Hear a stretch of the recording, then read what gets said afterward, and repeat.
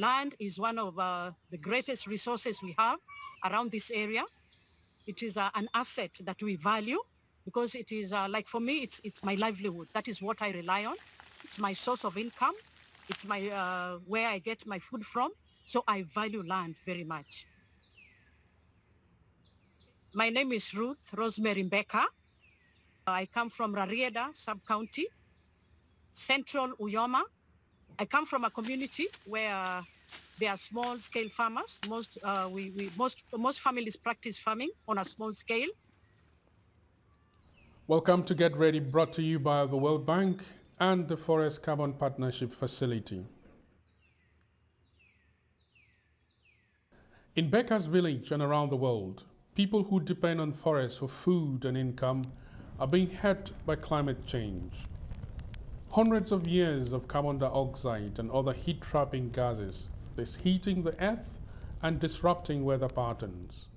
But schemes such as REDD Plus encourage communities to care for trees, as trees remove carbon from the atmosphere. In return, those communities that ensure that their forests thrive receive diverse benefits. Learn about it and what people are doing here on Get Ready. We get trees that we use for livelihood. We use for firewood, and also for just the environment, the fresh environment around the forest.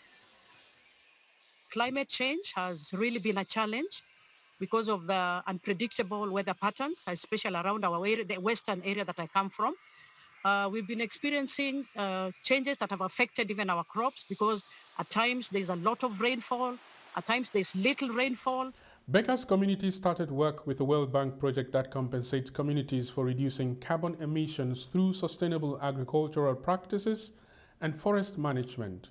These activities both increase crop production on their land and store carbon in the soil and in trees, for which the community is paid as it benefits the environment and reduces climate change.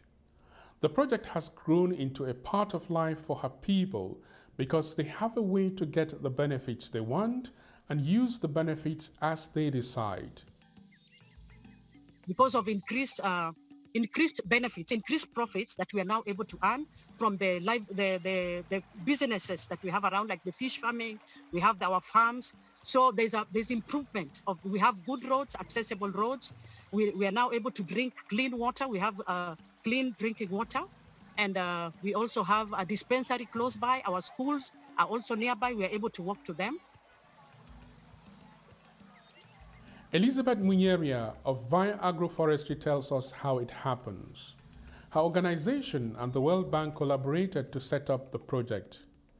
Munyeria says her office works on finding how much carbon is captured and works with Kenya's Carbon Management Agency to see that the value that the carbon is worth gets to the community. Initially, when the project started, World Bank, it was in partnership, was supported by World Bank. And the World Bank were responsible for selling the carbon from the project, and then we were able to distribute the farmers the benefit of that. So part of these resources is what is utilized to support the extension work to the farmer and their respective organizations.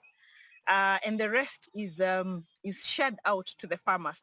So when this carbon is transferred to the accounts of the member organizations, the groups, through their group leadership, gets to sit and decide what will they do with the money that they have received. We encourage, and most of them have group activities. So you'll find a group probably is doing poultry farming, a group is doing vegetable farming. Most of the groups really is doing things together, and we really encourage that sharing and doing a common project, because then it helps to keep the groups together and they have a common activity and they keep each other accountable even on the practices on farm. Munyeria also says women have a strong part in the project. The women farmers through organizations where we have the village saving and loaning. So we have invested in training the farmers, most of whom are women, on how to mobilize their resources and how this village savings and loaning can be an opportunity for them to pull together their money, and they borrow and invest in the projects that they have.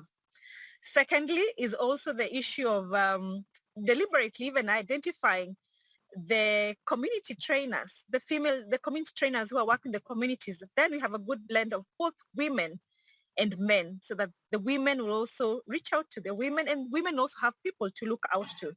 And that also means even the model farmers, we also have a good number of female model farmers that other women also can look up to and learn from. We also organize leadership trainings for the women. It's about how they express themselves, how to negotiate, how to communicate. But we also have an interesting approach which we call the household roadmap, where we are facilitating that households get to make decisions jointly.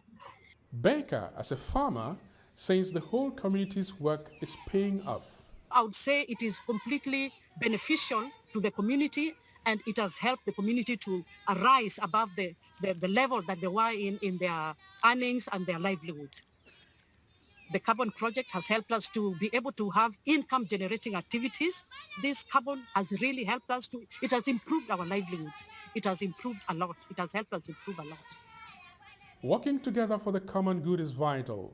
Programs like this one and Red Plus support people in forested areas, helping communities preserve their trees and their land rights, and ultimately helping the world reduce levels of carbon in the atmosphere that threaten the health of the planet.